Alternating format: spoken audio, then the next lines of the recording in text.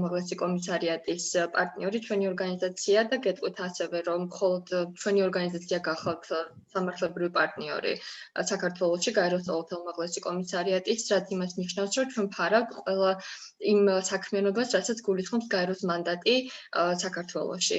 ასევე ჩვენი ორგანიზაცია აქტიურად თანამშრომლობს მიგრაციის საერთაშორისო ორგანიზაციასთან და ორივე პროექტის ფარგლებში ჩვენი ორგანიზაცია უწევს მიგრანტებს, საქართველოში მცხოვრებ მიგრანტებს, ასევე თავშესაფრის მაძიებლებს და ყოველდღიურ ჰუმანიტარული სტატუსის მქონე პირებს და გეტყვით ეს ადამიანები ვინ არიან ჩემი პრეზენტაციის პროცესში, სამართლებრივ დახმარებას, სამართლებრივ კონსულტაციებს და წარმომადგენლობას ადმინისტრაციულ ორგანოებსა და სასამართლოებში, ასე რომ ძალიან დიდი გამოცდილება და ექსპერტიზა აქვს ჩვენს ორგანიზაციას უცხოელებთან მუშაობის კუთხით, ასე რომ ვთქვათ და ვფიქრობ, რომ საინტერესო იქნება ჩვენი პრეზენტაცია იქიდან გამომდინარე, რომ არა მხოლოდ თეორიული, არამედ პრაქტიკული შეფასებითაც, ასე ვთქვათ, იქნება მრავალფეროვანი და ასევე ძალიან მინდოდა, რომ არ ყოფილიყო ეს მხოლოდ ვიწრო, ასე ვთქვათ, კანონმდებლობის გაცნობის პროცესი და პრაქტიკის ამასთანავე მინდოდა, რომ უფრო ფართო სპექტრიდან დაგვენახა მიგრაცია, როგორც ასევე სახელმწიფო უსაფრთხოების კუთხით,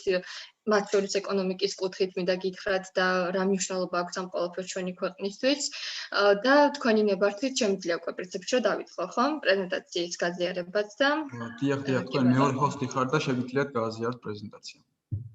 კი ბატონო. გაგიზიარებ და თუ ხედავთ ეკრანს გონი ჩანს უკვე, ხო? კი, ჩანს. კი ბატონო. კარგი. მოკლედ რომ გითხრათ, ჩვენი დღევანდელი საქმე, ასე ვთქვათ, პრეზენტაციის ფარგლებში რაზე ვისაუბრებთ, ეს გახლავთ მიგრაცია და იზოლებითი მიგრაცია. უცხოელები მიგრანტები საქართველოში, თავშესაფრის მაძიებლები, ლტოლვილები, ჰუმანიტარული სტატუსის მქონე პირები, განმარტავთ ყველა ამ ტერმინს, რას ნიშნავს, ვინ არიან ეს ადამიანები და რატომ ენიჭებათ ამ ადამიანებს სტატუსი საქართველოში და რის საფუძველზე. ვისაუბრებთ ასევე სახელმწიფო უსაფრთხოებაზე და უცხოელთა მიმართ დამოკიდებულებაზე საქართველოში. და ამასთანავე შიგადაშიგ მოგაწვით ხოლმე პრაქტიკიდან ინფორმაციასაც და ბოლოს შევაფასებთ ფართო სპექტრს მიგრაციის, როგორც სამართლებრივი, ისე პოლიტიკური, ეკონომიკური კუთხიდან, რასაც რომ მოგცემს იმის შესაძლებლობას და იმედია, რომ საინტერესოდ გაატარებთ მოკლედ ამ მომდევნო 1 საათს. დავიწყებთ მოკლედ უშუალოდ მიგრაციიდან და მინდა გითხრათ, რომ ოფიციალური განმარტება, რას ნიშნავს მიგრაცია, ესე ვთქვათ, საკანონმდებლო ესეთ ნორმატიული განმარტება ამის არ არსებობს. მაგრამ საერთაშორისო ნორმებიდან გამომდინარე, საერთაშორისო ლექსიკონები, რასაც გვაწვდის, როგორც გაეროს ყოველთა უმაღლესი კომისარიატი, აგრეთვე მიგრაციის საერთაშორისო ორგანიზაცია, მიგრაცია განიმარტება როგორც პირის მიერ, როგორც ქვეყნიდან ქვეყანაში, აგრეთვე ქვეყნის შიგნით გადაადგილება. ანუ A პუნქტიდან B პუნქტში გადასვლა, როგორც საერთაშორისო მასშტაბით, ისე ქვეყნის შიდა მასშტაბით. ეს არის მიგრაცია ყველაზე ზოგად კონტექსტში და ყურადღება მიაქციეთ აგრეთვე, რომ წერია გლობალური კონტექსტი თავში ამ ტერმინის განმარტებისას, ვინაიდან მაგალითად ევროკავშირის ქვეყნებისთვის ასევე ცალკე სახელმძღვანელო პრინციპებია, რას ნიშნავს მიგრაცია, როგორ აწესრიგებს ევროკავშირის ქვეყნები ამ სფეროს, აქედან გამომდინარე, რადგან ჩვენ ახლა ვისაუბრებთ საერთაშორისო კონტექსტში, ეს არის გლობალური კონტექსტი და არ გულისხმობს რომელიმე კონკრეტული ვიწრო რეგიონის მიმართულებას.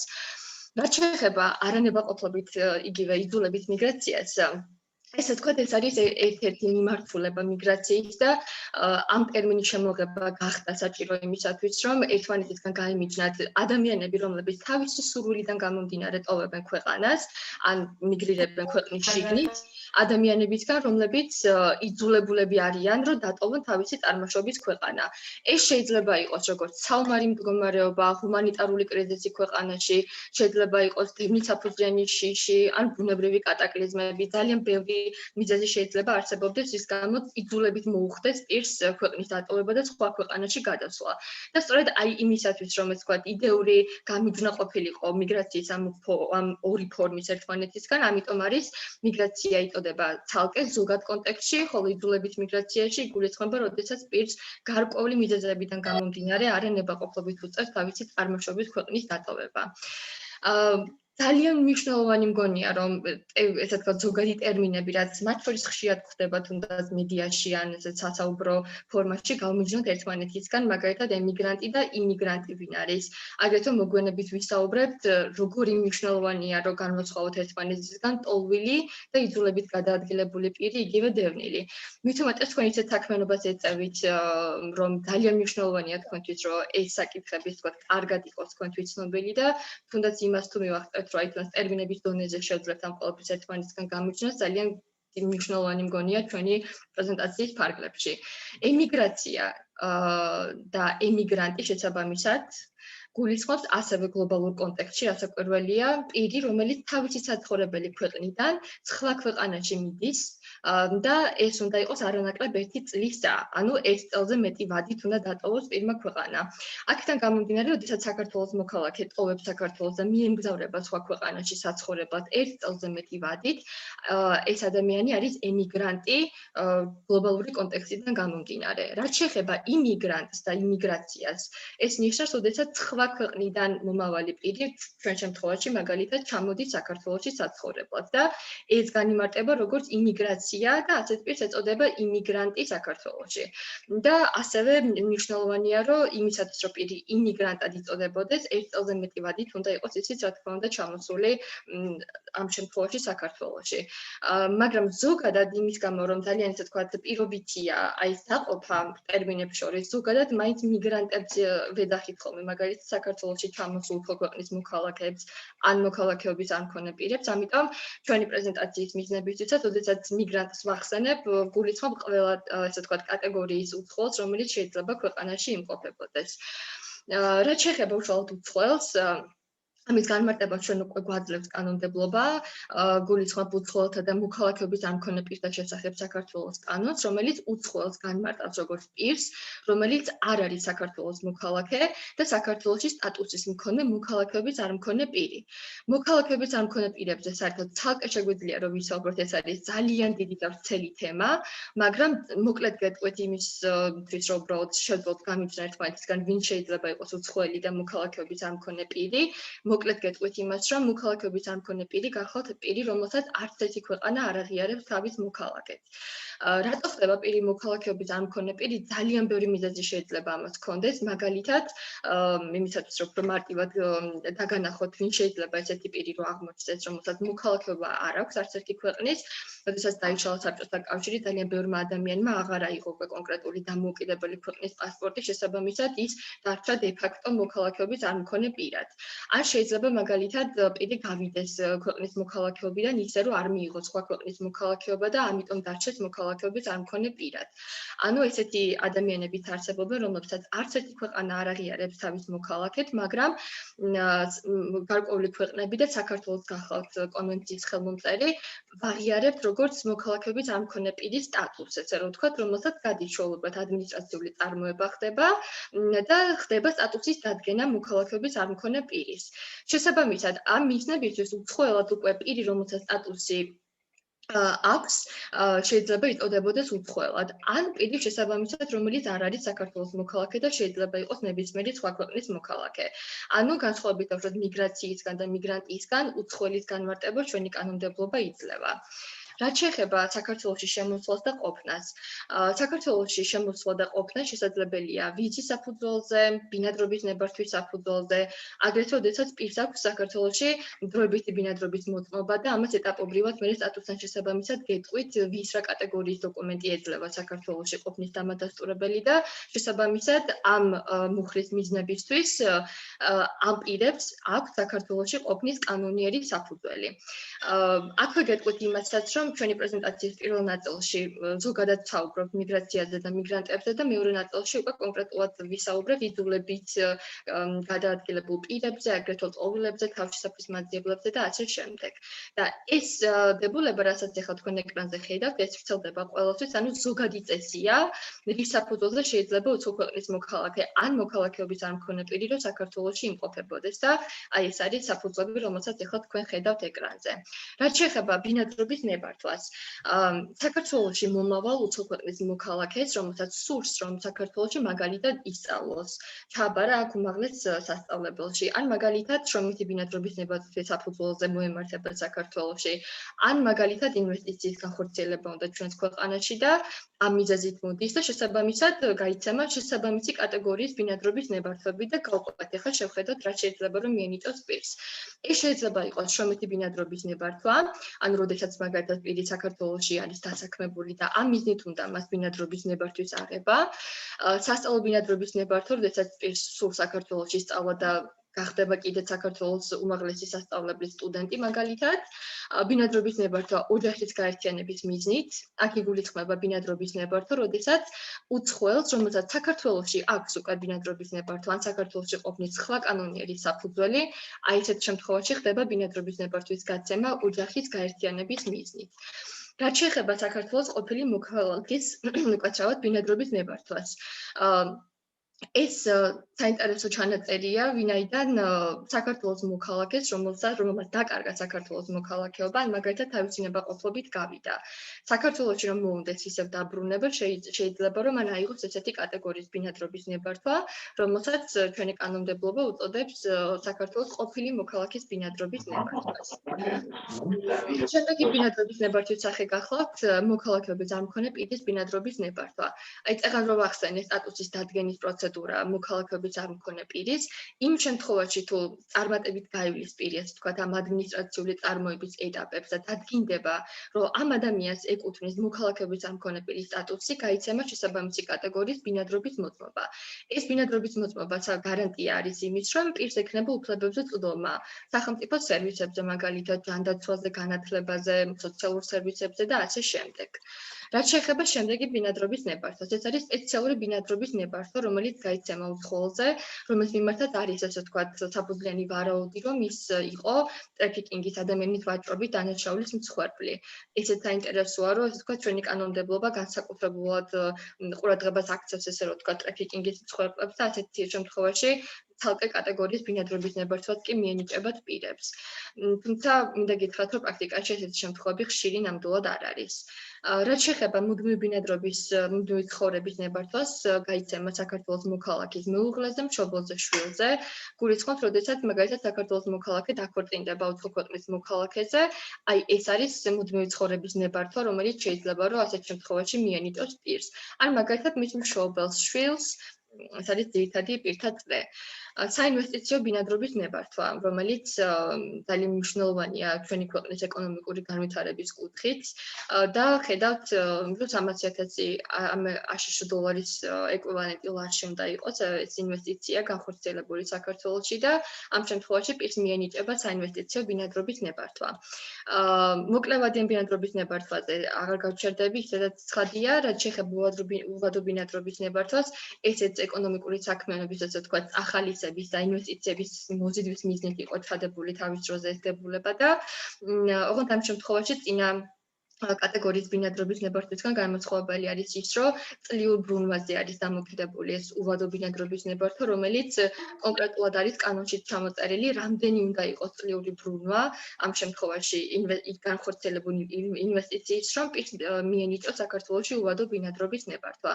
იმ შემთხვევაში კიდევ უფრო მეტი დეტალი დაგაინტერესებთ ამ კატეგორიებთან დაკავშირებით, უცხოელთა და მოქალაქეობის არ მქონე პირთა შესახებ კანონში შეგიძლიათ, რომ დეტალურად გაეცნოთ თუნდაც ჩამონათვალს რა კატეგორიის ბინადრობის ნებართვები გაიცემა და აგრეთვე საინვესტიციო შემთხვევაში რამდენი უნდა იყოს წლიური ბრუნვა, რომ პირს მიენიჭოს უვადო ბინადრობის ნებართვა.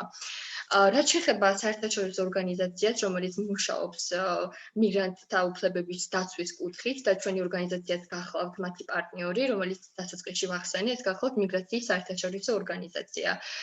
და მათი საქმიანობის მანდატი ძირითადად გულისხმობს ნებაყოფლობით მიგრაციას უფრო მეტად, განსხვავებით გაეროს ყოველთა უმაღლესი კომისარიატისგან, რომელზეც ოდნავ მოგვიანებით ვისაუბრებთ. და ძირითადი საქმიანობა მიგრაციის საერთაშორისო ორგანიზაციის გახლავთ მათი კეთილდღეობის ხელშეწყობა, სოციალური და ეკონომიკური განვითარების ახალისება, ესე რომ ვთქვათ, იმ გამოწვევების იდენტიფიცირება, რაც მიგრაციის საკითხებში არსებობს, არა მხოლოდ საქართველოში, არამედ მსოფლიოს მასშტაბით, ვინაიდან ეს გახლავთ გაეროს ერთ-ერთი ორგანიზაცია, რომელსაც ძალიან ფართო მანდატი აქვს და შესაბამისად ძალიან ბევრ ქვეყანაში აქვს მათ თავისი წარმომადგენლობა. და ძირითადად რაზეც ახლა ჩვენ ვისაუბრეთ, ანუ მიგრაცია, რომელიც გულისხმობს ნებაყოფლობით გადაადგილებას ქვეყნებს შორის, აი ესეთ კატეგორიების, ასე ვთქვათ, მიგრანტებზე მუშაობს ეს ორგანიზაცია და ძალიან წარმატებით მინდა გითხრათ. ეს იყო რაც ძალიან მოკლედ მინდოდა რომ მეთქვა მიგრაციის ზოგადებულებებთან დაკავშირებით, ბუნებრივია ეს არის ძალიან დიდი და ვრცელი თემა, საკმაოდ ბევრია კიდე ასე ვთქვათ გასავლელი და სათქმელი, მაგრამ შევეცდები რომ რაც შეიძლება მოკლედ, რაც შეიძლება მეტი ინფორმაცია მოგაწოდოთ. და აი ამ ჯერად უკვე გადავალ თავშესაფრის მაძიებლებზე და აქვე მინდა გითხრათ რომ უკვე იძულებითი და არანებაყოფლობითი მიგრაცია როგორც ვახსენეთ წეღან ზუსტად ეხლა შევდივართ ასე ვთქვათ აი ამ რეგულირების სფეროში და ვიწყებთ მოკლედ იმ პირებზე საუბარს რომლებიც არანებაყოფლობით ანუ იძულებით უწევთ გადაადგილება და თავისი წარმოშობის ქვეყნის დატოვება ეს არის ძალიან მნიშვნელოვანი ასპექტი რომ ეს ხდება არა ქვეყნის შიგნით განსხვავებით დევნილებისგან, რომელზეც ოდნავ მოგვიანებით ვისაუბრებ, ხდება ერთი ქვეყნიდან მეორე ქვეყანაში გადასვლა და არანებაყოფლობით. და რაც შეეხება ნორმატიულ განმარტებას, თავშესაფრის მაძიებელი გახლავთ უცხოელი ან მოქალაქეობის ამ მქონე პირი, რომელმაც საერთაშორისო დაცვაზე განცხადებით მიმართა საქართველოს.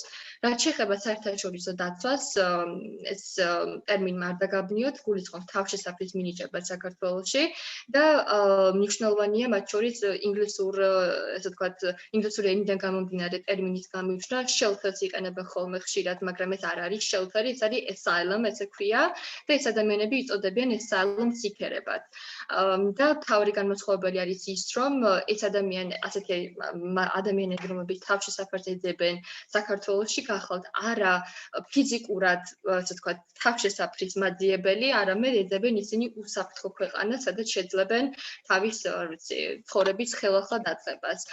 და მარტივად რო გითხრათ, მაგალითად, როდესაც სირიაში მიმდინარეობდა საომარი მოქმედებები და დღემდე არ არის რა თქმა უნდა ეგ სიტუაცია დასტაბილურებული, ძალიან ბევრმა ადამიანმა დატოვა სირია და ვისაც შეეძლო იქ შეაფარა თავი, რაღაცა ნაწილი საქართველოშიც ჩამოვიდა, ოღონდ ძალიან მცირე ამ ადამიანების რაოდენობა რეალურად განსხვავებით მაგალითად ევროკავშირის ქვეყნებისგან და ალბათ ადევნებთ ევროკავშირის ქვეყნებში მიმდინარე მოვლენებს თვალყურს და თუ ასეა, ნახავთ რომ ეს არის ძალიან დიდი გამოწვევა ევროკავშირის ქვეყნებისთვის, ვინაიდან არა მხოლოდ სახმელეთო გზით, არამედ ზღვიდანაც ხდება ევროკავშირის ქვეყნებში შესვლა და ძალიან დიდი რაოდენობით ადამიანი ჩადის, ძალიან ბევრი მათგანი სამწუხაროდ ზოგი არის გასაბერი ნავებითაც კი გადაადგილდება თქვენ წარმოიდგინეთ და ტრაგიკული შემთხვევებიც იყო, როდესაც ჩაიძირა ბევრი ესეთი ნავი და ვერ მიაღწიეს ვერასდროს ევროკავშირის ქვეყნების ნაპირს.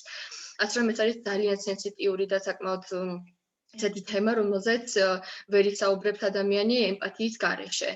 და რაც შეეხება უშუალოდ სტატუსებს, რომელიც შეიძლება რომ მიენიჭოს თავშესაფრის მაძიებელს საქართველოში, ეს გახლავთ ტოლვილი სტატუსი. და ყურადღება მიაქციეთ იმ ფაქტს, რომ ტოლვილი აუცილებლად უნდა იყოს უცხოელი, ან მოქალაქეობის ამ მქონე პირი, უნდა იმყოფებოდეს თავისი წარმოშობის ქვეყნის გარეთ და უნდა ჰქონდეს აუცილებლად დევნის საფუძვლიანი შიში. აი ამ პირობების გარეშე ტოლვილის კვალიფიკაცია პირს ვერ მიანიჭება. აუცილებელია კიდევ ერთხელ რომ გავიმეოროთ, რომ ის იყოს უცხოელი, სხვა ქვეყნიდან წამოსული, დატოვებული ქონდეს მას თავისი ქვეყანა და აუცილებელი კომპონენტია აგრეთვე დევნის საფუძვლიანი შიში.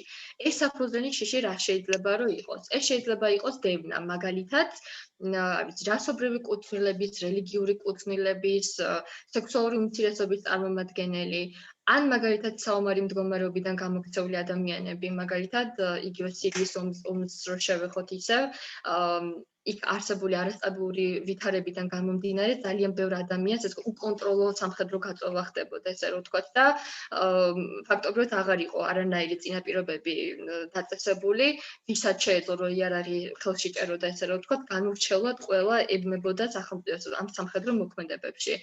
და ვისაც არ ქონდა სურვილი რომ ჩართულიყო ამ სამხედრო ოპერაციებში, გარბოდა ასე ვიცით სირიიდან და შესაბამისად მას დემიძნე და აქედან გამომდინარე ძალიან კომპლექსური შეიძლება იყოს იმის განმარტება თუ რა არის დევნისაფუძვლიანი შიში. მაგრამ ძალიან მოკლედ რო ვთქვათ, ძირითადად იგულისხმება სწორედ ის საკითხები, რომელიც ჩამოთვალე. მნიშვნელოვანია ეს ფაქტი, რომ პირს არ უნდა უნდოდეს თავისი წარმოშობის ქვეყანაში დაბრუნება სწორედ ამ დევნისაფუძვლიანი შიშის გამო და ეს ყველაფერი პირობა ერთად შემდეგ უკვე მიგრაციის დეპარტამენტი, რომელიც საქართველოს შინაგან საქმეთა სამინისტროს დეპარტამენტი გახლავთ, განიხილავს უკვე თავშესაფრის მაძიებლის განცხადებას და იღებს გადაწყვეტილებას მისთვის ტოვლის სტატუსის მინიჭებაზე. იმ შემთხვევაში თუ პირი არ ასე ვთქვათ, აკმაყოფილებს ტოვლის სტატუსისთვის დადგენილ მოთხოვნებს, რაც იმას ნიშნავს, რომ არ არის ინდივიდუალური დევნის შიში. ანუ არის დევნება როგორც კონკრეტული პიროვნება, რომ მაგალითად წეგან სამხედრო გაწვევა რო ვახსენეთ, მაგრამ ზოგადი სიტუაციიდან გამომდინარე და ჰუმანიტარული კრიზისი შეიძლება იყოს, ეს საომარი ვითარება შეიძლება იყოს, ან მაგალითად აფრიკის ბევრ ქვეყანაში არის ხოლმე, როდესაც ტომების დონეზე ხდება ხოლმე შეტაკებები და იმდენად არასტაბილურია იქ არსებული მდგომარეობა, რომ პირი შეიძლება გახდეს ასე ვთქვათ ჰუმანიტარული სტატუსის მატარებელი უკვე სხვა ქვეყანაში. ასეთ შემთხვევაში არსებობს უკვე ესეთი გამოსავალი, რომ პირს მიენიჭოს ჰუმანიტარული სტატუსი, თუმცა ის რეკვიზიტები, რაც ჩამოთვალეთ, რომ უნდა იყოს აუცილებლად უცხოელი, თავისი წარმოშობის ქვეყნის გარეთ უნდა იმყოფებოდეს და არ უნდა შეეძლოს მას თავის ქვეყანაში დაბრუნება, სწორედ აი მიზეზებიდან გამომდინარე, როგორიც არის მაგალითად საომარი მოქმედებები, განურჩეველი ძალადობა, ჰუმანიტარული კატასტროფა და ასე შემდეგ, ვერ დაბრუნდება ის თავის ქვეყანაში. და არსებობს კიდევ ესეთი სტატუსი, დროებითი დაცვის ქვეშ მყოფი პირის სტატუსი, რომელიც ანალოგიურად მოითხოვს, რომ იყოს ესეთი პირი უცხოელი, უნდა იყოს თავისი წარმოშობის ქვეყნის გარეთ და უნდა იყოს ასე ვთქვათ რაღაცა მიზეზიდან გამომდინარე წამოსული. მაგრამ განმაცხობელი მიზეზი, ასე ვთქვათ, განმაცხობელი ნიშანი არის ის, რომ ამ შემთხვევაში პირების შემოდინება ხდება ჯგუფურად, მასიურად. მინდა გითხრათ, რომ ჯერჯერობით საქართველოში ესეთი შემთხვევა არ ყოფილა, მხოლოდ და მხოლოდ ინდივიდუალური განცხადებლები შემოდიან ხოლმე როგორც წესი და ესეთი მასობრივი შემოცვა, როგორც მაგალითად აი ამ ფოტოზე არის ამ ანიმაციაზე აღწერილი, ეს ძირითადად უფრო მეტად არის ხოლმე ევროკავშირის ქვეყნებისთვის შესაფერიც და იმიტომაც არსებობს ეს ინსტიტუტი, რომ გახდა ამის საჭიროება ევროკავშირის ქვეყნებში, წეგარო ვახსენე, აი ნავებით გადაადგილება და აი მასობრივი ჩასვლა და მიგრირება მაგალითად აფრიკის ქვეყნებიდან ევროკავშირის ქვეყნებში, სწორედ ასეთ შემთხვევაში შეიძლება რომ პირს მიენიჭოს დროებითი დაცვის ქვეშ მყოფი პირის სტატუსი. თუმცა როგორც უკვე გითხარით, საქართველოში ჯერჯერობით ასეთი შემთხვევა არ ყოფილა. და ნაკლებად სავარაუდოა რომ იქნება, იმიტომ რომ როგორც წესი როდესაც აქვთ ხოლმე იმის საშუალება, რომ დატოვონ თავისი წარმოშობის ქვეყანა, ძირითადად უფრო მაინც მიიწევენ ხოლმე ევროკავშირის ქვეყნებისთვის. ეს განპირობებულია როგორც ცხოვრების ხარისხით, ეკონომიკური მდგომარეობით, უსაფრთხოების ხარისხით მათ შორის და აგრეთვე მეტნაკლებად გეოგრაფიული მდებარეობით, იმიტომ რომ აფრიკის, ასე ვთქვათ, მაგალითად ჩრდილოეთ ქვეყნებისთვის უფრო ხელმისაწვდომია სამხრეთ ევროპა, ვიდრე მაგალითად აქეთ რო წამოვიდეს შავი ზღვის რეგიონში.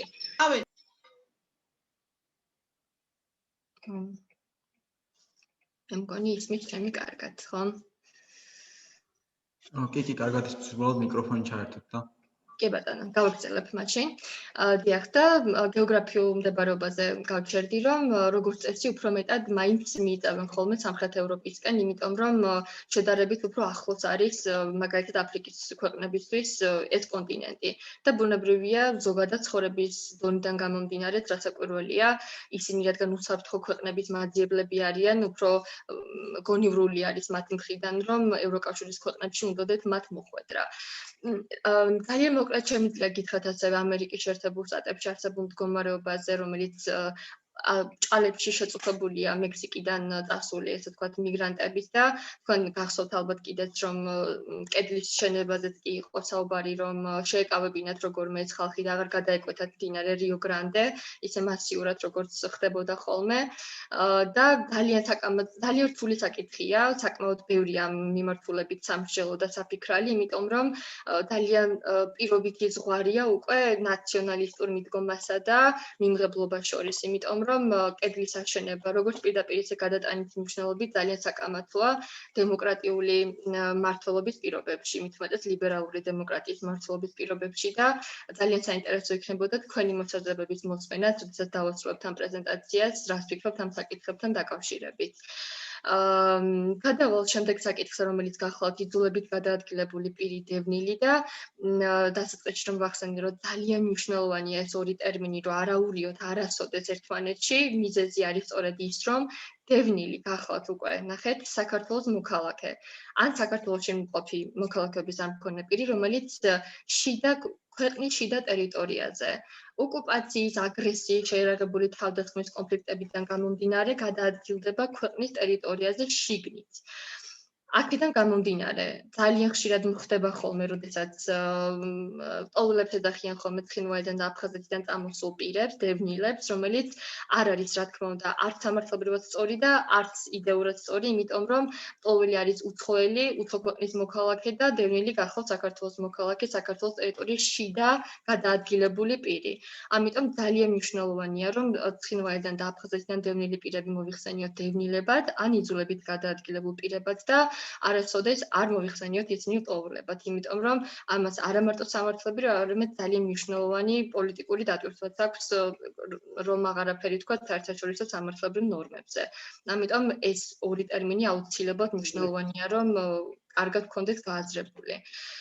რაც შეეხება ამ პირებს, რომელზეც ვისაუბრეთ, თავშესაფრის მაძიებლებზე, პოულებზე, ჰუმანიტარული სტატუსის მქონე პირებზე, ისევ როგორც იძულებით გადაადგილებულ პირებზე, იგივე დევნილებზე მუშაობს გაეროს ყოველთა უმაღლესი კომისარიატი და მათი მანდატი სწორედ გულისხმობს ამ ადამიანების დახმარებას. ეს არის ჰუმანიტარული ორგანიზაცია, რომელიც ძირითადად უფრო მათი, ესე ვთქვათ, კეთილდღეობისთვის არის შექმნილი და რაც შეეხება სამართლებრივ დახმარებას, სწორედ მათთან პარტნიორობის ფარგლებში ჩვენი ორგანიზაცია უწევს ამ პირებს საქართველოში დახმარებას. და ხვდებით, რომ ძალიან, ესე ვთქვათ, ფართო უფლებამოსილება გვაქვს ამ კუთხით და საკმაოდ დატვირთული საქმიანობა, იმიტომ რომ ძალიან ბევრი კატეგორიის ადამიანი იღებს ჩვენგან სამართლებრივ დახმარებას. როგორც ტოვილები, ისე თავშესაფრის მაძიებლები, ჰუმანიტარული სტატუსის მქონე პირები, მოქალაქეობის არ მქონე პირები, აქედან გამომდინარე ძალიან ფართოა ჩვენი ორგანიზაციის მანდატი, როგორც გაეროს პარტნიორის. აქვე მინდოდა, რომ თან პარალელურად საერთაშორისო პრაქტიკაზეც რომ ცირე ვთქვათ ინფორმაცია მომეწოდებინა, გარდა ევროკავშირის ქვეყნებში არსებული მდგომარეობისა, მინდა რომ იცოდეთ ამის შესახებ, რომ საბერძნეთი არის ქვეყანა, რომელმაც ძალიან დიდი, ასე ვთქვათ, წვლილი შეიტანა, რომ ევროკავშირის ქვეყნები განტვირთული არიან შედარებით, რა თქმა უნდა, თავშესაფრის მაძიებლებისგან, ვინაიდან 2020 წლის ოქტომბერში მეორე ბანაკი გაიხსნა კუნძულ ლესბოსზე, მორია ქვია ამ ტერიტორიას და აი ქვემოთ ლინკით მაქვს მითითებული, ეს არის ოფიციალური infomigrants.net, რომელიც გახლავთ საერთაშორისო პლატფორმა მიგრაციის საკითხებთან დაკავშირებით სრული ინფორმაციის მიღებისთვის. აი Deutsche Welle-ს აქტიურად თანამშრომლობს აი ამ ვებგვერდთან და შეგიძლიათ უახლესი ინფორმაცია მიიღოთ მიგრაციის საკითხებთან დაკავშირებით. და მორია არის თემა, რომელიც მიგრაციის საკითხებზე მომუშავე ყველა იურისტმა, პოლიტიკოსმა თუ ვინც შეიძლება იყოს, ძალიან კარგად იცის, როგორი სრული მდგომარეობა არის მორიაში. აი ძალიან ბევრი საერთაშორისო ორგანიზაცია და უფლებადამცველი ორგანიზაციები მორიას აფასებენ როგორც აი ჰუმანიტარული კატასტროფის მაგალითად, იმიტომ რომ იქ პირდაპირ თუ დაგაინტერესებთ ინფორმაცია რომ მოიძიოთ მე ინტერნეტში ნახავთ ჯერ მარტო ფოტოსურათებს გაშლილი ბანაკების პირდაპირ მნიშვნელობით ქუჩაში რომ ზინავს ხალხს, ძალიან ბევრი რესურსი ჩაიდო ევროკავშირის ქვეყნებიდან, მაგალითად ბოლოს ავსტრიამ ძალიან დიდი რაოდენობის კონტრიბუცია გაუგზავნა საბერძნეთს, რომ ოდნავ მაინც მოწესრიგებული იყო იქ სიტუაცია, იმიტომ რომ გასული წლის ოქტომბერში ხანძარი მოხდა, რომელიც COVID პანდემიასთან იყო დაკავშირებული და დღემდე არ არის დადგენილი ეს ხანძარი შემთხვევით გაჩნდა თუ სპეციალურად და ათასობით ადამიანის დროებითი საცხოვრებელი მოკლედ დაიწვა. და ამან კიდევ უფრო მეტი კატასტროფა და კრიზისი გამოიწვია ამ ტერიტორიაზე, შემდეგ უკვე ადგილობრივი ბერძნების პროტესტიც, იმიტომ რომ ეს ხალხი მორიადან უკვე დაიძრა მიმდებარე სოფლებში და მოკლედ საკმაოდ კომპლექსური თემა არის, მინდა გითხრათ და ნამდვილად არ არის ესე ვთქვათ, ესეთ მარტივი ამ საკითხებზე საუბარი, იმიტომ რომ სამართლებრივ საკითხებთან ერთად ეს არის ძალიან ბევრი ნიუანსი გახლავთ პოლიტიკური, ეკონომიკური, თუნდაც საერთაშორისო ურთიერთობებიდან გამომდინარე, იმიტომ რომ მაგალითად საბერძნეთი ხშირად მოუწოდებს ხოლმე ევროკავშირის ქვეყნებს, რომ ხანდახან იყო ხოლმე ესე ვთქვათ წენანარევი მოწოდებებით, რომ ანუ ნუ დამტოვეთ მარტო ასეთი ჰუმანიტარული კრიზისის წინაშე. ასე რომ საკმაოდ საინტერესო არის ეს თემები და თუ დაგაინტერესებთ, აი მითითებულების გვერდზე შეგიძლიათ დეტალურად გაიცნოთ იქ არსებულ მდგომარეობას და არა მარტო. ისე რომ დავბრუნდეთ ახლა საქართველოში, ძალიან მინდა რომ მოვასწრო აგრეთვე მოკლედ სახელმწიფო უსაფრთხოებაზე საუბარი და პრაქტიკიდან მინდა გითხრათ, რომ სახელმწიფო უსაფრთხოება გახლავთ მიზეზი, რის გამოც ძალიან ბევრი მიგრანტის და თავშესაფრის მაძიებლის განცხადების არ დაკმაყოფილება ხდება ხოლმე. და რა არის ახლა ეს სახელმწიფო უსაფრთხოება?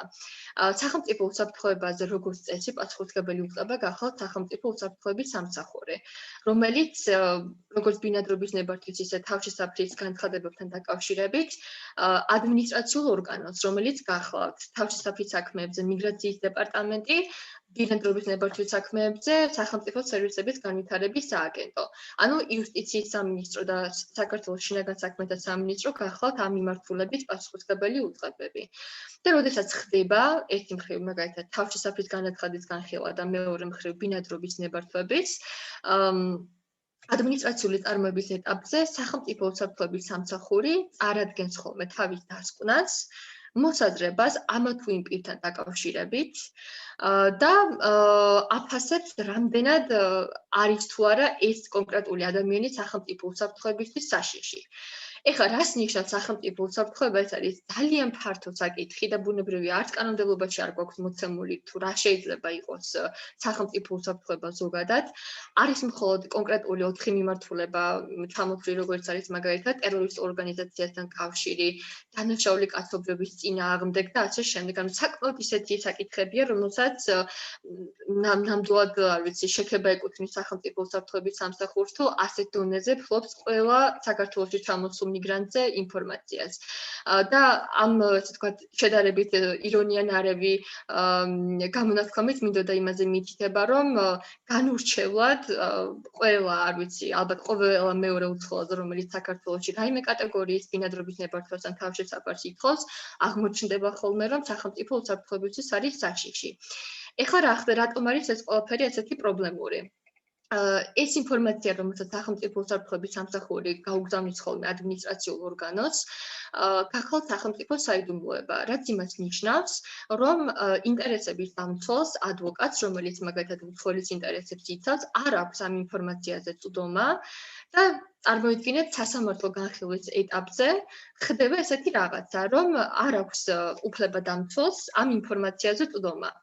ძალიან საინტერესო მიდის ხოლმე მე პროცესი, მინდა გითხრათ ამ საკითხებთან დაკავშირებით, იმიტომ რომ ფაქტობრივად უფლებადამცველს შეუძლია მხოლოდ ზოგადი სამართლის ნორმებიდან გამომდინარე ჩამოაყალიბოს თავისი პოზიცია, ვინაიდან რეალურად არ იცის რა წერია ამ ინფორმაციაში შიგნით. და საქმის განხილვის ეტაპზე მხოლოდ მოსამართლე არის უფლებამოსილი, რომ გაეცნოს ამ ინფორმაციას. და ბუნებრივია ეს არის ძალიან მნიშვნელოვანი ბარიერი, თუნდაც დაცვის უფლების განხორციელების კუთხით, იმიტომ რომ ადვოკატი, რომელიც შედის პროცესზე და იდეაში იცავს ინტერესებს თავისი მარწმუნებლის, იქნება ეს ბინადრობის ნებართვის მაძიებელი თუ თავშესაფრის მაძიებელი, აბსოლუტურად არანაირი ინფორმაცია არ აქვს რეალურად რა დაედო ამ უარს საფუძვლად. რა თქმა უნდა, ამ საკითხზე ძალიან ბევრი დისკუსია მიმდინარეობს ხოლმე. ჩვენც ვუწევთ შესაბამისად ადვოკატირებას ამ საკითხს, მაგრამ მინდა გითხრათ, რომ ეს არის აი ამ მიმართულებით ერთ-ერთი ყველაზე დიდი გამოწვევა, თუ ყველაზე დიდი არა, იმიტომ რომ მეტნაკლებად ის ხარვეზები, რაც ზოგი პრაქტიკიდან გამომდინარეა, ზოგი კანონმდებლობიდან გამომდინარე, მეტნაკლებად მაინც შეძლებთ ხოლმე ამ პრაქტიკის ასე ვთქვათ, ფარგლებშიც სრულყოფილად დაცვის უფლების განხორციელებაც, მაგრამ როდესაც სახელმწიფო უსაფრთხოების სამსახური ერევა აი ამ კატეგორიის დავებში, იქ არის აბსოლუტურად უკვე წითელი ხაზი უფლებადამცველისთვის და აღარ აქვს მას იმის შესაძლებლობა, რომ სრულყოფილად წარმოადგინოს მისი მარცხნივლის ინტერესი.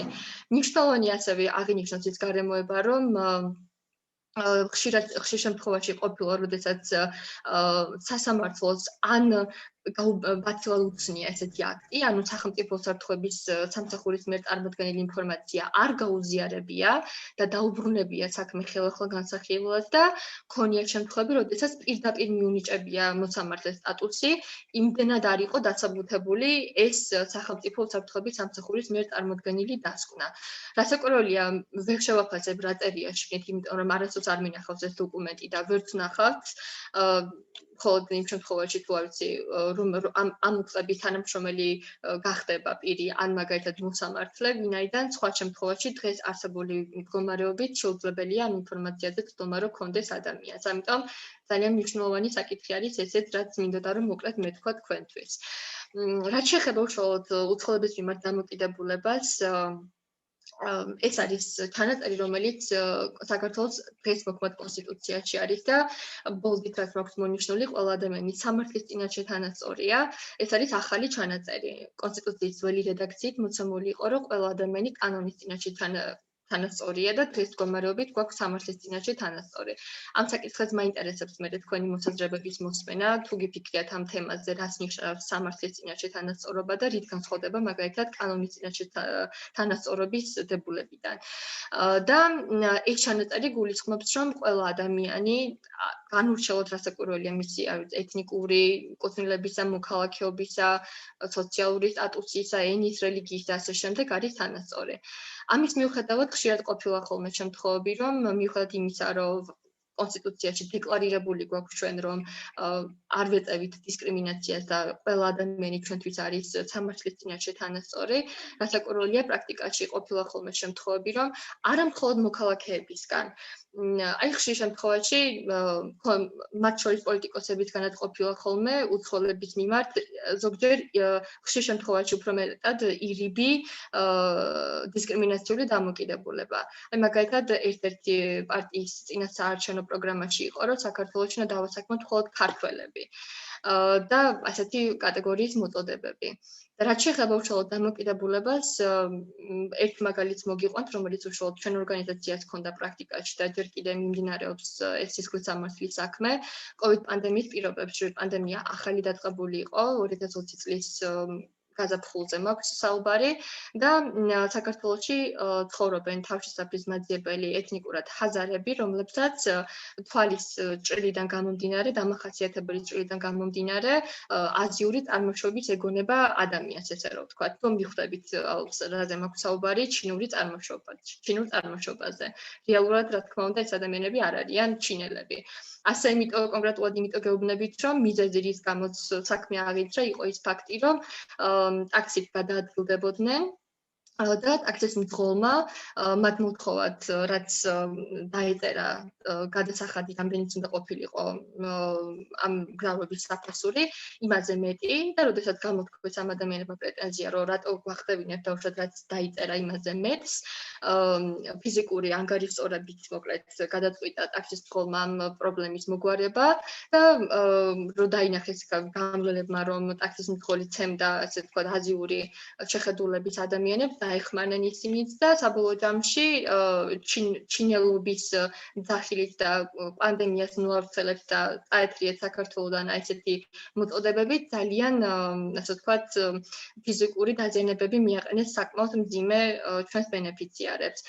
ბუნებრივია საქმე აღიძრა ძალადობის მუხლით და ჩვენი ორგანიზაცია იცავს ამ ადამიანების ინტერესებს და ასეთი სამწუხარო შემთხვევებიც ხდება. მინდა გითხრათ, რომ რასაკვირველია საქართველოს არ არის გამონაკლისი და ეს არ არის მხოლოდ შემთხვევა, რომელიც საქართველოში შეიძლება რომ მოხდეს. მაგალითად, ზუსტად გუშინ იყო შემთხვევა, როდესაც ამერიკის შეერთებულ შტატებში რაოდენიმე განსაკვირით არ უნდა იყოს მეტროში კადრებიც არის, რომელიც აი Deutsche Welle-ს გვერდზე შეგიძლიათ რომ ნახოთ, ეს კადრი საკმაოდ მძიმე საყურებელია, აზიური წარმოშობის ადამიანს როგორ ცემენ მეტროში და ყველაზე საკურველი არის ის, რომ არავინ არ ჩაერია ამ კონფლიქტში და მოკლედ ამ აგრესორმა ბოლომდე მიიყვანა დაწყებული საქმე და საკმაოდ ისეთი მძიმე კადრებია მინდა გითხრათ.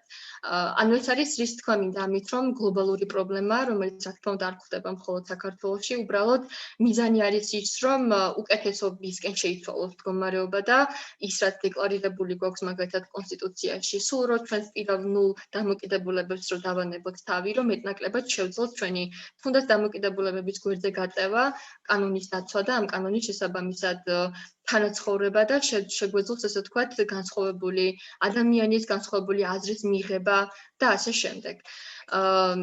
რაც შეეხება მიგრაციის ფართო გაგებას და ნელ-ნელა გავალ, ასე ვთქვათ, ბოლოსკენ და სიამოვნებით მოვისმენთ თქვენს შეკითხვებს, თქვენს მოსაზრებებს და დისკუსიასაც, რა თქმა უნდა, სიამოვნებით ჩავერთვები. ზოგადად მინდა გითხრათ მიგრაციის გაგებასთან დაკავშირებით. თავშესაფრის მაძიებლებსაც რაც საკურველია, უფრო მეტად აღიქმება ხოლმე, რომ ესენი ადამიანები არიან, რომლებსაც უნდა უშველოთ, დავიცვათ და ასე შემდეგ. ეს ნაწილობრივ მართალია, იმიტომ რომ იდეა რის გამოც არსებობს თავშესაფრის ძიების მექანიზმი, გახლავთ სწორედ ის, რომ ადამიანს შეეძლოს უსაფრთხო გარემოსთვის თავის შეფარება, რომელიც ამ შემთხვევაში შეიძლება იყოს სხვა ქვეყანა. მაგრამ ზოგადად მიგრაცია ასეთი ფართო გაგებით ეს არის ძალიან მნიშვნელოვანი და ქვეყნის მათ შორის წინსვლისთვის, დოლოთისთვის მნიშვნელოვანი ამბავი, იმიტომ რომ ინვესტიციებზე რო გვაქვს საუბარი, რასაკვირველია უფრო ხშირად ამ ინვესტიციებში გულისხმობა ხოლმე, რომ დავაინტერესოთ მაგალითად უცხოელი ბიზნესმენები, რომ ჩადონ საქართველოში ინვესტიცია. და მაგალითად სამართლის სასამართლოს მოთხოვნა, რომ ძალიან აქტუალური საკითხია და ძალიან პრობლემური და მტკივნეული ჩვენი ქვეყნისთვის, ამ საკითხზე მსჯელობისას ხშირად გაიგონებთ ხოლმე, რომ საუბარი ასევე ინვესტიციების მოზიდვაზე და პირდაპირ კავშირშია ქვეყნის ეკონომიკური განვითარება და რასაკვირველია ინვესტიციების მოზიდვა სამართლის სასამართლოს არსებობასთან, იმიტომ რომ უცხოელი, რომელიც საქართველოში მოემართება იმისთვის, რომ ჩადოს ინვესტიცია, რაც იმას ნიშნავს, რომ გაჩნდეს მეტი სამუშაო ადგილი საქართველოში, დასაქმდეს ბევრი ადამიანი, ბევრი გადასახადი შევიდეს სახელმწიფო ბიუჯეტში და ეს ყველაფერი არის ძალიან ეკონომიკის, ასე ვთქვათ, basic ანაბანა და ამ ყველაფერთვის რასაკვირველია ძალიან მნიშვნელოვანია, რომ ქვეყანაში არსებობდეს სამართლის სასამართლო, იმიტომ რომ როდესაც რაღაცა ვერ წავა ისე და დავის საფუძველი გახდება, უნდა გქონდეს მხარეს იმის მოლოდინი, რომ წავა დამოუკიდებელ არბიტრთან, რომელთანაც კანონიერად და მიუკერძოებლად მოხდება საკითხის გადაწყვეტა. და შესაბამისად, მიგრაციას არ აქვს არამხოლოდ, აქვს უფრო სწორად არამხოლოდ სამართლებრივი, არამედ ძალიან მნიშვნელოვანი ეკონომიკური გაგება, პოლიტიკურიც მათ შორის იქიდან გამომდინარე, რომ აქ ერთ პატარა განმარტებას გავაკეთებ, რომ ქართულ ენაში, ანუ politics და policies განმაცხოვებელი პირდაპირი ტერმინი არ გვაქვს. ამ შემთხვევაში პოლიტიკურ გაგებაში გულისხმობთ იმას, რომ ქვეყნის პოლიტიკა მიგრაციის საკითხებთან დაკავშირებით არ არის მხოლოდ, ასე ვთქვათ, კეთილი ნება. ეს არის ვალდებულება, რომელიც საქართველოს აღებული აქვს მათ შორის ევროინტეგრაციის გზაზე, პროცესში, ასოცირების შეთანხმებითაც გვაქვს ეს ვალდებულება ჩვენ აღებული, ამიტომ არის ეს საკითხი, რომ არის ნება და შემდეგ უკვე ამ ნების გამოხატულება კანონში ჩაწერა, ფორმულირება კონკრეტული მუხლის ახალი თუნდაც კანონის მიღება და ასე შემდეგ. ანუ ნება და ამ ნების უკვე საკანონმდებლო ტექნიკის საშუალებით გამოხატვა კანონმდებლობის კუთხით.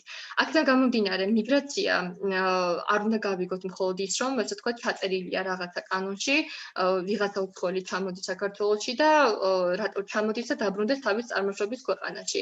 ბევრად უფრო კომპლექსურია საკითხი და ამისგან მინდა გითხრათ, რომ უფრო მეტი სარგებლის მიღება შეიძლება ქვეყნისთვის, ვიდრე ზიანის, იმიტომ რომ ისევ ინვესტიციებზე რო დავბრუნდეთ, ძალიან მნიშვნელოვანია ამ კუთხით უცხოელთა მონაწილეობა და ჩართულობა.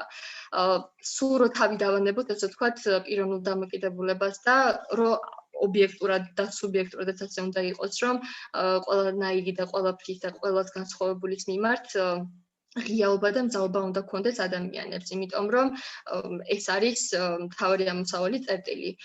და აქედან გამომდინარე, ვისაც დაუშვათ არ შეუძლია რომ საკუთარი შეგრძნებები გვერდზე გადაადოს, ძალიან ბევრი მიზეზი და გადაკვეთის წერტილი შეიძლება არსებობდეს, რატომ უნდა გქონდეს ადამიანს მიმღებლობა საქართველოში მცხოვრები უცხო ქვეყნის მოქალაქის მიმართ. და ბოლოს ამით დავასრულებ ჩვენს პრეზენტაციას და მოვისმენთ სიამოვნებით თქვენს შეკითხვებს. მინდა გითხრათ, რომ აი ძალიან ხშირად შემიმჩნევია, თუნდაც აი ჩვენს პროფესიაში თქვენ ალბათ ძალიან ბევრი პროფესიის წარმომადგენლები ხართ, რომ ხდება სწავლება ძალიან ისე თქვა ვიწრო კონკრეტული დარგის მიმართულებით და არ არის ფართო ინფორმაციის მიწოდების საშუალება ჩვენი საგანმანათლებლო სისტემიდან გამომდინარე. ვისაც მიგრაცია გაინტერესებდა, არა მხოლოდ მიგრაცია, ანუ ზოგადად აი ეს ჰუმანისტური თეორიები, კაცობრიობის განვითარების გზები, არათუ შედეგი, ანუ რატო არის ეს კანონი, არა უფრო სწორად როგორ არის ეს კანონი ფორმულირებული, არამედ რატომ არის საერთოდ ამის საჭიროება დამდგარი და რასაც ვაკეთებთ, რატომ ვაკეთებთ. ძალიან საინტერესო არის ეს წიგნი და გირჩევდით მოკლედ ყველას შეიძლება უკვე წაკითხული ქონდეთ კიდეც და ვისაც არ გაქვთ ძალიან დიდ რეკომენდაციას გაუწევდი, იმიტომ რომ აი თანამედროვე სამყაროში მცხოვრებმა ადამიანმა ძალიან ბევრი საინტერესო რამე შეიძლება ამ წიგნიდან ამოიკითხოს და ბევრ შეკითხვასაც გასცეს პასუხი კითხვაზე რატომ. აქედან გამომდინარე გირჩევდით ამ წიგნს და ამით დავასრულებდით ჩვენს პრეზენტაციას. ძალიან დიდი მადლობა ყურადღებისთვის და სიამოვნებით მოვუსმენთ თქვენ შეკითხვებსაც, მოსაზრებებს, დისკუსიებს და ასე შემდეგ. კიდევ ერთხელ დიდი მადლობა. მადლობა. ეხლა ჩავთავ მე რეჟიმს ერთი თქმით. ხმის რეჟიმიც განბლოკილია, უკვე შეგიძლიათ ხელი აიწიოთ ან ჩატში დაწეროთ და დავსვათ შეკითხვები. ნიკას აქვს ხელი აწეული. ნიკა გისმენთ. დიახ, გამარჯობა მოგესალმებით. მადლობა საინტერესო პრეზენტაციისთვის, ინფორმაციას საკმაოდ მივიღეთ. კითხვა მაქვს შემდეგი. მე მაინტერესებს წეგან იყო საუბარი პირადი მოსაზრების და პირადი შეხედულებების გვერდზე გადადებაზე საყოველთაო მშვიდობისთვის რა იდეაში რა. თქვენი აზრი მაინტერესებს, რამდენად შესაძლებელია ეგ ყველაფერი მაშინ, როდესაც იმ ხალხის რომელთანაც პრობლემა გვაქვს უშუალოდ მენტალობაში არ ჯდება ის კანონები, რომლებიც დღეს გვაქვს მიღებული კონსტიტუციით და როგორ შეიძლება ამ ყველაფრის შესვლა. ძალიან დიდი მადლობა. ძალიან საინტერესო შეკითხვა არის, რა თქმა უნდა, იმიტომ რომ ჩვენი ქართული რეალობიდან გამომდინარე ძალიან აქტუალურია ეს პრობლემა. ამაზე შეკითხვა, რა თქმა უნდა, ბევრად უფრო ღრმა და კომპლექსურია და იწყება ბუნებრივია განათლების დონიდან, იმ ინფორმაციიდან, რასაც ჩვენ ვიღებთ თავდაპირველად არ ვიცი, ოჯახში, სკოლაში, უნივერსიტეტში, ჩვენს გარემოცვაში და ასე შემდეგ.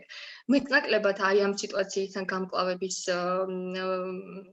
ასე ვთქვათ, მექანიზმად მეცახება უფრო მეტად ცნობიერების ამაღლების კამპანიები და უფრო მეტი გააქტიურება ამ მიმართულებით, იმიტომ რომ აი მაგალითად ჩვენი ორგანიზაცია ძალიან მაქსიმალურად რაც შეგვიძლია, ასე ვთქვათ, ჩვენი მანდატის ფარგლებში რომ გავაკეთოთ, ვაწარმოებთ ამ კამპანიებს და მინდა გითხრათ, რომ ბუნებრივია გამოხმაურებები არის ყველანაირი, ძირითად შემთხვევაში უფრო მეტად ნეგატიური ხოლმე, იმიტომ რომ ხო ჩვენი რეალობიდან გამომდინარე.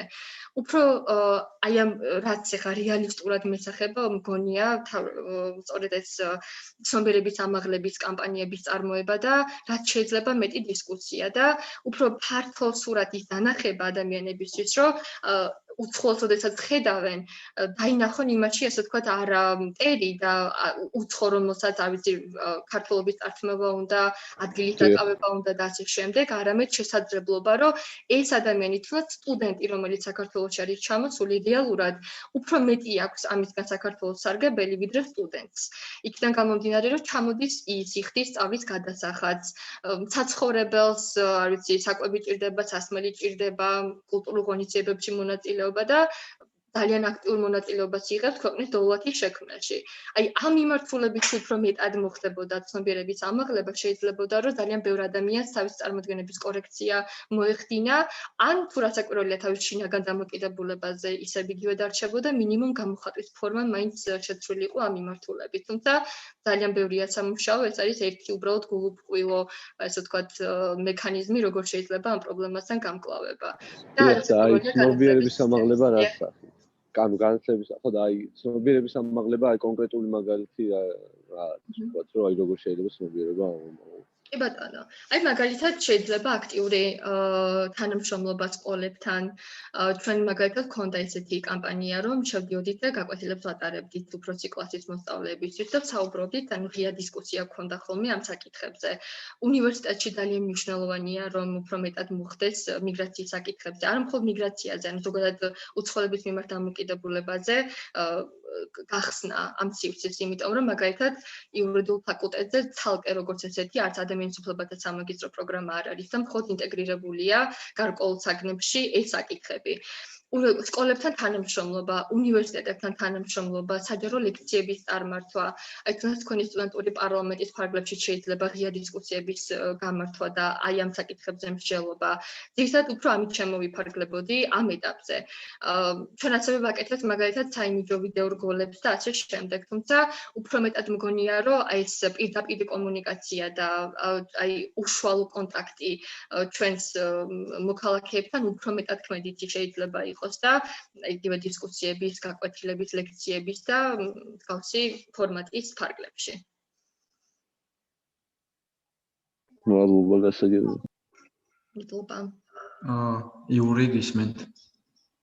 ანუ მოგესალმებით.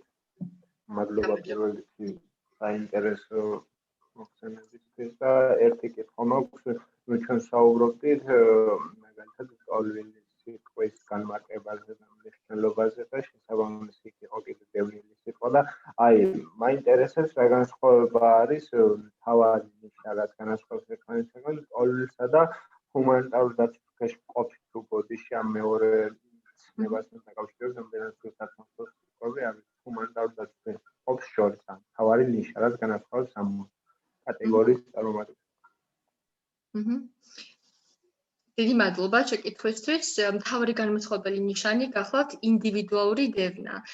ყოველ შემთხვევაში უნდა იყოს კონკრეტულად აი სახელი და გვარით დევნის საკითხი დამდგარი, რომ მაგალითად პიროვნება A გახლავთ სექსუალური უმცირესობის წარმომადგენელი მაგალითად ეგვიპტეში და ამ მიზეზიდან გამომდინარე დევნის მას თავისი რეჟიმი ქვეყნის და აქედან გამომდინარე მოუწია მას თავისი ქვეყნის დატოვება. ანუ ინდივიდუალურად დევნიან პიროვნება A-ს თავისი წარმოშობის ქვეყანაში.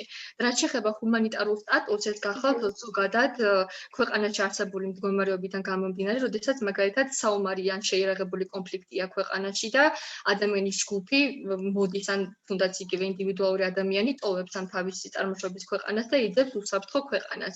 ამ შემთხვევაში ის როგორც კონკრეტულად აპიროვნება არ იდევნება, არამედ ზოგადი მდგომარეობა არის ქვეყანაში ესეთი შეიარაღებული კონფლიქტი ან საომარი მდგომარეობა და აქედან გამომდინარე მოდის.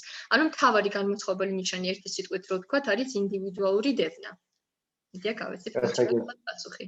კი, მადლობა. არაფრის. სანამ შეკითხვა იქნება პირდაპირ ინტერაქციით, იქამდე შეკითხვას წაგიკითხავთ, ჩატში მოიწერეს. ვახოუტერს, მადლობა საინტერესო ლექციისთვის. აინტერესებს, რას ფიქრობთ, საკმარისია თუ არა სახელმწიფოს მიერ გამოყოფილი ყოველთვიური 45 ლარი დევნილთათვის და აისახება თუ არა ეს უკანასკნელი სახელმწიფოს რეპუტაციაზე, რადგან მოგეხსენებათ ყველაზე დიდი ზარალი სწორედ იძულებით გადაადგილებულმა პირმა განიცადა. ამაზე აინტერესებს პასუხები. საკმარისი არის თუ არა, პირდაპირ პასუხი შემიძლია გითხრათ, რომ არა, ოღონდ საკმარისი არის არა შემწეობა, არამედ ზოგადი პოლიტიკა, რომელიც ქვეყანას აქვს დევნილებთან დაკავშირებით, ძალიან ფართო არის ეს თემაც და საკმაოდ ბევრია აქაც სამსჯელო. ბუნებრივია 45 ლარი, მით უმეტეს ჩვენი დღევანდელი რეალობიდან გამომდინარე, რასაკვირველი არავისთვის ამ ყოფი არ არის და მით უმეტეს თუნდაც ახლა დღევანდელი ვალუტის გაუფასურების პირობებში, მაგრამ ამას რო თავი დავანებოთ, მნიშვნელოვანი რა არის მთავარი, რომ ადამიანს დაეხმარო იმაში, რომ მან თვითონ შეძლო საკუთარი თავის უზრუნველყოფა. გამზადებული მიცემული დახმარება კი არა, არამედ სიტუაციის და პირობების შექმნა ისეთი, რომ ადამიანმა თავად შეძლოს თავისი სამყოფის შოვნა. ეს არის მთავარი განმასხვავებელი ნიშანი და ამიტომ არ არის ეს დახმარება საკმარისი.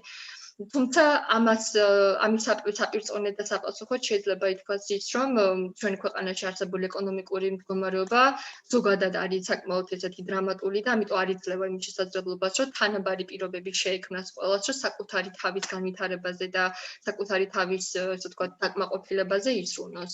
თუმცა მე ასეთი იდეოლოგიის, ასე ვთქვათ, გამტარებელი ვარ, რომ ადამიანს არ უნდა არა გამზადებული უნდა მიაწოდო, არამედ პირობა უნდა ქონდეს მას ზოგადი იმისა, რომ თავად შეძლოს საკუთარი თავის უზრუნველყოფა. აქედან გამომდინარე, პირდაპირი პასუხი თქვენ შეკითხვაზე არის, რა თქმა უნდა, არ არის საკმარისი და რა თქმა უნდა, ეს ნეგატიურად აისახება ქვეყნის რეპუტაციაზეც. ერთადერთი, რასაც აქ ერთ დავამატებ, პოზიტიურად შეიძლება შეფასდეს ერთადერთი ამ დევნილობასთან დაკავშირებით არის ის, რომ აი გარკვეული შეღავათები რაც აქვთ მაგალითად, როდესაც აი სამედიცინო დახმარებაზე როდესაც არის საუბარი და გარკვეული, ასე ვთქვათ, შეღავათებით რომ სარგებლობენ, თორე ასაკვირველი ხა ეს თანხის ამგვარი ფორმა რა თქმა უნდა არ არის საკმარისი. მადლობა. კიდევ არის ჩატში შეკითხვა, ახლა წაკითხავთ. ვასილი წერს, გამომდინარე იქიდან, რომ კავკასიის რეგიონი პოლიტიკურად არასტაბილურია, საჭიროებს შემთხვევაში საქართველოს როგორი პოლიტიკა უნდა გაატაროს ამ მიმართულებით. ამაში მიგრაციას გულისხმობთ თუ ზოგადად პოლიტიკურ ვითარებას? დიახ, მიგრაციას გულისხმობს კი. მიგრაციას, ხო? ყველაზე ნაკლებად ვართ შეტუხებული, მინდა გითხრათ, კავკასიის შეტუხებული ასაკვირველია ბრწყალებში, კავკასიის რეგიონიდან წამოსულ პირებზე, იმიტომ რომ თითქმის საქართველოში მომავალი მაგალითად ძალიან იშვიათად არის ხოლმე, მაგალითად აზერბაიჯანიდან, როდესაც აქტივისტებს დევნიან აზერბაიჯანის ტერიტორიაზე, ძალიან ბევრმა მათგანმა საქართველოს მომართა დახმარების თხოვნით და ამ კუთხით რასაკვირველია იღებენ ის ადამიანები მინიმუმ სამართლებრივ დახმარებას, თუმცა რასაკვირველია სახელმწიფოებს შორის თანამშრომლობიდან გამომდინარე, როგორც იცით, რომ საქართველო და აზერბაიჯანი გახლავთ ერთმანეთის სტრატეგიული პარტნიორი ქვეყნები, ძალიან ფრთხილობს ხოლმე, როგორც წესი, მათ შორის მიგრაციის დეპარტამენტი საკითხის გადაწყვეტისას.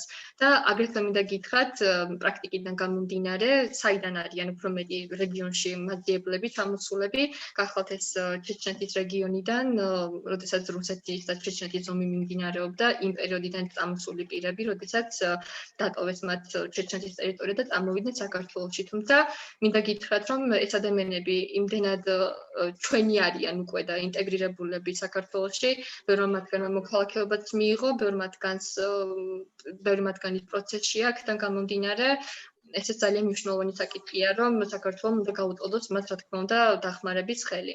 და პოლიტიკის გატარებაში საუკეთესო პასუხი მაინც არის ალბათ ის, რომ მოხდეს რასაკვირველია კანონის პატივისცემა, რაც ჩვენ ნორმატიულად გვაქვს განმტკიცებული, რომ აი ამას ვაკეთებთ, სტატუსი ანიჭებს პირს, რომელიც აკმაყოფილებს ამას და ამას, ადამიანი მისი უფლება და ამ ყველაფრის დაცვა ყველაფერზე მაღლა დგას. აქედან გამომდინარე, პოლიტიკა უნდა იყოს ისეთი, რომ საქართველოს როგორც ხელისუფალმა ადმინისტრაციულმა თუ საჯარო მოხელემ უფლება დამცველმა პატივი უნდა სცეს კანონს და ადამიანის უფლებას. ეს არის საუკეთესო პოლიტიკა ამ შემთხვევაში. მადლობა. სანამ შეკითხვები იქნება, იქამდე ბიჭებსაც ხელი აქ აწეული, იქამდე მე დავსვამე შეკითხვას. მეც მაინტერესებს თქვენი ორგანიზაციის სახელით საქართველოს მაგალითზე რა შეიძლება ითქვას, რა საკეთებს, რა ქმედითი ნაბიჯებია ამ მიმართულებით, აი მიგრაციასთან დაკავშირებით თუნდაც. ზოგადად გულისხმობთ პოლიტიკიდან გამომდინარე თუ არა, თქვენი უფლებები საქართველოს ორგანიზაციის სახელით მაინტერესებს, ამ ორგანიზაციას როგორია ამ ორგანიზაციის წვლილი, რა საკეთებს, აი კონკრეტული მაგალითები როგორია? კი ბატონო, რა თქმა უნდა, ჩვენი ორგანიზაცია ამ მიმართულებით, როგორც გითხარით, ფაქტობრივად აკეთებს უნიკალურ საქმეს, იქიდან გამომდინარე, რომ მხოლოდ ჩვენი ორგანიზაცია ფარავს, რაც ჩამოთვალეთ და დღეს რაზეც ვისაუბრეთ, გაეროს ყოველთა უმაღლესი კომისარიატის მანდატის ფარგლებში საქმიანობას. უფრო მარტივად რო გითხრათ, ზედმეტი ტერმინების გარეშე, ჩვენი ორგანიზაცია სამართლებრივ დახმარებას უწევს ტოლვილებს, თავშესაფრის მაძიებლებს, ჰუმანიტარული სტატუსის მქონე პირებს, მოქალაქეობის არ მქონე პირებს, მიგრანტებს, რომლებიც ბინადრობის ნებართვის საფუძველზე მოდიან საქართველოში. აგრეთვე პირებს, რომელსაც უნდა საქართველოს მოქალაქეობის მიღება, პაკისი ვახსენეთ წეგან და ბევრი ადამიანია, რომელიც უკვე კვალიფიკაციას აკმაყოფილებს, ასე რომ ვთქვათ, საქართველოს მოქალაქეობისთვის და ამ მიმართულებითაც უკვე იწყებს ჩვენი ორგანიზაცია მუშაობას. ძალიან ფართო სპექტრია, მოკლედ რომ ვთქვათ, ყველანაირი კატეგორიის უცხო ქვეყნის მოქალაქე ან მოქალაქეობის არ მქონე პირი, რომელიც საქართველოს ტერიტორიაზე იმყოფება, ყველა ადამიანისთვის გვაქვს უფასო იურიდიული კონსულტაცია და შესაბამისი დახმარება საჭიროების შემთხვევაში. მადლობა. იურის მოусმინოთ. იურის აქელია წეული. კი, როგორც ახლა აღნიშნეთ, თქვენ რეგიონში, ანუ ჩეჩნეთიდან არის ყველაზე მეტი წარმომადგენელი მიგრანტთა საქართველოში და ზოგადად ვინაიდან თქვენ ამ სფეროში მოღვაწეობთ, დიდი ალბათობით გექნებათ ინფორმაცია, ანუ ქვეყანაში მართალია საქართველოში ძალიან ბევრი ეროვნების მიგრანტია, მაგრამ ანუ რო განვარჩიოთ ყველაზე მეტი რომელი ეროვნების არის ამ ინფორმაცია თუ გაგვაქვს. რომელი ჭარბობს. კი ბატონო. სტატისტიკიდან გამომდინარე შემიძლია გითხრათ, პანკისი რაც ვახსენეთ, ყველაზე ცოტა არის მათი წარმომადგენლობა საქართველოში, მინდა გითხრათ, ძალიან ცოტა. ალბათ შეიძლება მაქსიმუმ 1000, შეიძლება ამდენიც არ იყოს. ძალიან, ასე ვთქვათ, მცირე რაოდენობით არიან ისინი საქართველოში. ძირითადად უფრო მეტად აი ბინადრობის ნებართვებზე, მაგალითად, მომართვიანობა არის ხოლმე ირანიდან. მაძიებლები უფრო მეტად ყავს ჩვენი გეოგრაფიული მდგომარეობიდან გამომდინარე ახლო აღმოსავლეთის ქვეყნებიდან, როგორც არის მაგალითად ერაყი, სირია, სირიის ომი ვახსენეთ წეგან და იმ პერიოდში იყო ძალიან ბევრი მაძიებელი წამოსული ჩვენს ქვეყანაში. და ზოგადად ის ემიგრაციის საკითხებში მინდა გითხრათ, რეგიონში საკმაოდ პოპულარულია ჩვენი ქვეყანა. ინვესტიციების კუთხითაც, საინვესტიციო ბინადრობის ნებართვებზე მაქვს საუბარი, აგრეთვე სტუდენტებზე, რომლებიც ძალიან ბევრი მათგანი მინდა გითხრათ, განსაკუთრებით ინდოელი სტუდენტები არიან ძალიან დაინტერესებულები საქართველოში. ანუ გააჩნია ასე ვთქვათ სფეროს. და ზოგადად რომ მაინც ჩამოგითვალოთ, უფრო მეტად ჭარბობს მაინც ირანი, ერაყი, ინდოეთი, ახლო აღმოსავლეთის ქვეყნები. მადლობა. არაფერს. ნიკა საქელი აწეული, ნიკა გისმენთ? დიახ, კიდევ ერთხელ მოგესალმებით. რამოდენიმე წუთის წინ საუბრობდით იმ ადამიანებზე, რომლებიც სექსუალური უმცირესობის წარმომადგენლები არიან და ამიტომ უდევნებიან ქვეყნიდან. და მანამდე საუბრობდით, რომ ეს ინვესტორისთვის ზოგადად ისეთ ფონდს ქმნის ქვეყანაში, რომ შეიძლება არ იყოს მოსაწონი. მე მაინტერესებს კონკრეტული кейსი პოლიტიკური დევნის. ვთქვათ, მიხეილ სააკაშვილი არის თუ არა პოლიტიკური დევნილი, თუ არის რატომ თუ არა, რატომ არა და აი რა პოზიციაში იმყოფება ახლა ის ოფიციალურად და თქვენი აზრით. ესეთ მიხეილ სააკაშვილი ძალიან საინტერესო და ესეთი თემაა. ეს ადამიანი თავისი პოლიტიკური წარსულით, ახლანდელი მდგომარეობით და ასე შემდეგ. პროფესიული კუთხით მასზე ვერ ვისაუბრებ, იმიტომ რომ ჩვენ მუშაობთ საქართველოში მაცხოვრებლად და საქართველოში ჩამოსულ მიგრანტებზე და არა საქართველოდან წასულზე.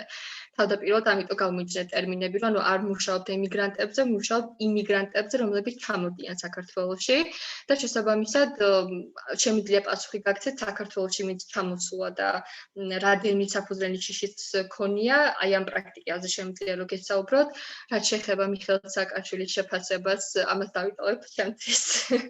და პროფესიულად მის თქვათ საქმიანობას ვერ შევაფასებ, იმიტომ რომ არ არის ეს თქვათ ჩემი სფერო და ეს არ არის ჩემი ინტერესის სფერო, მინდა გითხრათ და პროფესიული შეხება არ მქონია მასთან, ასე რომ შემიძლია გესაუბროთ საქართველოში რა საქმეებიც ქონია დევნის. აი მაგალითად სექსუალური უმცირესობა გაინტერესებდათ, ახსენეთ უფრო სწორად და ხო, კი ბატონო. ეს ანუ ამ კონკრეტული кейსით იმიტომ დავინტერესდი და ყველაზე ხმამაღლა ეს ადამიანი აფიშირებს თავის მდგომარეობაზე და ზოგადად ნეიტრალური თვალისწინებით თქვა ევროპელი დამკვირვებლისთვის ყველაზე უხეში ლაფსუსი შეცდომა შეიძლება ეგ იყოს რა, რომ დაინახავს რომ თქვა პოლიტიკური დევნილი ყავს საქართველოში, რაც ოფიციალურად ვერ მტკიცდება რომ ეგრე არის ან არ არის. ხო, საქართველოდან დევნილს გულისხმობს, ხო? და საქართველოდან ხო. თუმცა არ არის შეიძლება, მაგრამ ანუ თუ ჩაითვლება რომ არის რა. ხო, სამართლებრივი პასუხი რო გაქვს, ანუ ესე ვთქვათ, პროფესიული მნიშვნელოვანი იქნება ის, რომ ესე ზოგადად გარედან შეფასება ვინმეს პოლიტიკური დევნილობის ძალიან ძნელია, იმიტომ რომ როგორც იცით, თუ სამართლებრივი მტკიცებულებით არ მოყვება აი ამ საქმეს, ასე არ ხდება. ეს არის მხოლოდ დანარჩენი ზოგადი და სიტყვიერი შეფასება და არა ესე ვთქვათ სამართლებრივი, იმიტომ რომ იმისათვის რომ სტატუსი მიენიჭოს პირს, მაგალითად ეგრეთ წოდებული პოლიტიკური დევნილის, რომელიც გახლავთ საერთაშორისო სამართლის ნორმების მიხედვით ტოლვილი, ანუ refugee უნდა გახდეს მაშინ. ამისთვის ეს არ ხდება ესე უბრალოდ დეკლარირებული პოლიტიკური დევნილობიდან გამომდინარე, არამედ ამას უნდა გქონდეს შესაბამისი მტკიცებულებები. და ვინაიდან მე როგორც გითხარით არ ვიცნობ მის საქმეს, ანუ არ გულისხმობ არა პოლიტიკურ საქმიანობას, რაც საჯარო პოსტებზე ყოფნის პერიოდში განახორციელა, არამედ დიახ, ანუ სამართლებრივ მხარეს მისი საქმის, რომ შევაფასო, რამდენად არის ის დაუშვათ პოლიტიკური, ან შეიძლება იყოს დევნილი თუ არა. აქედან გამომდინარე, ძნელია ესე ზოგადად უბრალოდ არ იქნება ეს მიახლოებული რეალობასთან, ამიტომ მეც ვერაფერს ვერ გეტყვით სამწუხაროდ. მადლობა. ისევ საქართველოს მაგალითზე რომ ვთქვათ, ესე იგი, აი საზოგადოებრივ ადგილებში, საზოგადოებრივ დაწესებულებებში ღია სივრცეში, რა თქმა უნდა, ხდება ისეთი ხალხი, რომლებიც აი მათხოვრობენ აი მეტროს ამოსასვლელებში მაგალითად. მაინტერესებს ამ ხალხის უფლებები რამდენად არის დაცული? მინდა გითხრათ, რომ ბევრი მათგანი ეთნიკურად ქართველია, საქართველოს მოქალაქეა, ამიტომ ამ მიმართულებით ახლა ჩვენი ორგანიზაცია არ მუშაობს, რომ აი რაც ახლა თქვენ თქვით, რომ ზოგადად აი ვინც მოწყალებას ითხოვს და ასე შემდეგ, მაგრამ ბევრი მათგანი არის აგრეთვე, როგორც წეგან მახსენე, მოქალაქეობის არ მქონე პირები, ბოშების ჯგუფზეც შემიძლია რომ ორი სიტყვა გითხრათ, რომ როგორც წესი ეს ადამიანები არ არიან არც საქართველოს მოქალაქეები და არც ერთი ქვეყნის მოქალაქეები. და ასეთ შემთხვევაში ჩვენ თუ დავშოთ ასეთი პირების იდენტიფიცირებას მოვახდენთ, სამართლებრივი დახმარების გაწევა შეგვიძლია მხოლოდ დოკუმენტირების ნაწილში, რომ დავშოთ რაიმე ტიპის სტატუსი მიენიჭოთ საქართველოში და დოკუმენტი მიიღონ. მაგრამ რაც შეეხება სოციალურ და ჰუმანიტარულ დახმარებას, ამას ჩვენი ორგანიზაცია არ წერს, იმიტომ რომ ჩვენი ორგანიზაცია მუშაობს მხოლოდ სამართლებრივი დახმარების მიმართულებით. ანუ რომელი ინსტიტუტის პრეროგატივა, ანუ რომელი ინსტიტუტი განაგებს ამაზე პასუხისმგებლობას? ვინ არის პასუხისმგებელი პირებზე, რომლებიც მოწყალებას ითხოვენ ქვეყანაში, ამას გულისხმობთ? არა, ანუ რაც ხდება ამ მიმართულებით საქართველოში, აი მაგალითად მე ვინც საქართველოში ქართველი მათხოვრობს, იმაზე არ მიგულისხმია, აი ეთნიკურად სხვა წარმომადგენლები ვიგულისხმა, აი სომეხები მაგალითად, სხვა ქვეყნის წარმომადგენლები, რომლებიც საქართველოში არიან და ამ გზით შოულობენ რაღაც გარკვეულ თანხას იმისთვის, რომ შიმშილით არ მოკვდნენ და ეს ვისი გადასაწყვეტია და ვინ უნდა მოაგვაროს ეს პრობლემას? არსებობს ამის სპეციალური ინსტიტუტი, თქვენ ის მაინტერესებს? ალბათ კომპეტენციის ფარგლებში უფრო მეტად ჯანდაცვის სამინისტროს ეხება სოციალური მუშაობის ნაწილში, სოციალური მომსახურების სააგენტოს, მაგრამ ეს უფრო მეტად გახლავთ ჰუმანიტარული საქმიანობა, რომელზეც მე მხოლოდ შემიძლია გითხრათ ამ საქმის სამართლებრივი ნაწილი, ანუ ეს ადამიანები ვინ არიან და რა, ასე ვთქვათ, ბექგრაუნდი აქვთ მათ და რა დოკუმენტები შეიძლება რომ ქონდეთ საქართველოში. რაც შეეხება სოციალურ და ჰუმანიტარულ დახმარებას, ამაზე არ ვიცი, მარტო მოკლე პასუხით შემოვიფარგლები, რომ დიდი ალბათობით უფრო ჯანდაცვის სამინისტრო იქნება ამ საკითხებზე პასუხისმგებელი. კონკრეტულად უფრო სოციალური მიმართულება. გასაგებია. მეგობრებო, თუ შეკითხვები არ აქვთ, უკვე დასასრულისკენ წავიყვანეთ ჩვენი შეხვედრა. ან თუ შეკითხვები გაქვთ, თუ ან აზრის გამოთქმის სურვილი გაქვთ, შეგიძლიათ თამამად თქვათ და ან დავწერთ შეკითხვები. თუ არა და დავიმშვიდობოთ ალბათონ ანისი. მოგიწმეთ დიდი სიამოვნებით, თუ გაქვთ შეკითხვები. ნახონდის გავუტოვებ ჯგუფს. შეძრები, კი ბატონო. როგორც ხედავთ, შეკითხვები არ არის. მადლობას გადაგიხდით დღევანდელი შეხვედრისთვის, იმ ზაობისთვის, რაც გამოხატეთ სტუდენტური პარლამენტისთვის. ვიმედოვნებ, რომ ჩვენი შეხვედრა მომავალშიც გაგრძელდება. დღეს ძალიან საინტერესო თემა ჰქონდა, ასე თუ ისე ინტერესი იყო და კარგად ჩაიარა დღევანდელმა შეხვედრამ, ასე ვფიქრობ. მადლობა და მომავალ შეხვედრამდე. მეც გეტყვით ძალიან დიდ მადლობას და თუ რაიმე შეკითხვები გაქვთ კიდევ ან დავშვათ სამომავლოდ გექნებათ, დიდი სიამოვნებით შეგვიძლია დავშვათ კონტაქტზე, მათ შორის Facebook-ით ვიკონტაქტოთ, ჩვენი ორგანიზაციის ინფორმაციასაც მოგაწვით აქვე, ჩატში ბარემ ჩაგიგდებთ, ვისარგებლობთ ჩვენი აი ამ დამშვიდობების შემთხვევით. და ძალიან ბევრ საინტერესო ინფორმაციას ნახავთ ჩვენი ორგანიზაციის ვებგვერდზე, მათ შორის ასაც ვაკეთებთ ამ საკითხებთან დაკავშირებით და ჩემი Facebook-ის პროფილსაც ჩაგილინკავთ და თუ რამე შეკითხვები გექნებათ, დიდი სიამოვნებით მოკლედ მომწერეთ და გაგცემთ პასუხს. ძალიან დიდი მადლობა კიდევ ერთხელ ინტერესისთვის.